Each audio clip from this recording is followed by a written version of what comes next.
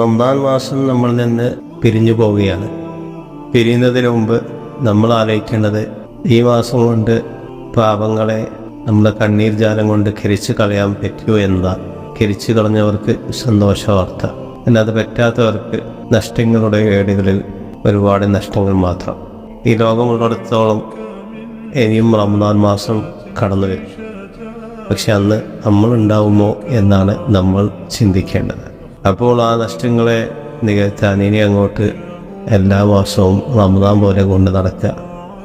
എല്ലാ രാത്രിയിലും നിങ്ങൾ ലൈലത്തുൽ ഖദറിനെ പ്രതീക്ഷിച്ചതുപോലെ എല്ലാ രാത്രിയിലും അല്ലാഹുവിൻ്റെ റഹ്മത്തിനെ പ്രതീക്ഷിച്ചുകൊണ്ട് അവനിലേക്ക് ഒരു പൊട്ടിയ ഹൃദയവുമായി കണ്ണീരോടെ കുറച്ചു സമയം അവനും നിങ്ങളും ആയി മാത്രം കുറച്ച് സമയങ്ങൾ മാറ്റിവെക്കുക.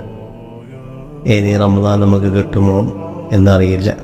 അതിനുള്ള അല്ലാഹു നൽകിയ നിമിഷങ്ങളെ നമുക്ക് അതുപോലെ കൊണ്ട് നടക്കാൻ ശ്രമിക്കാം.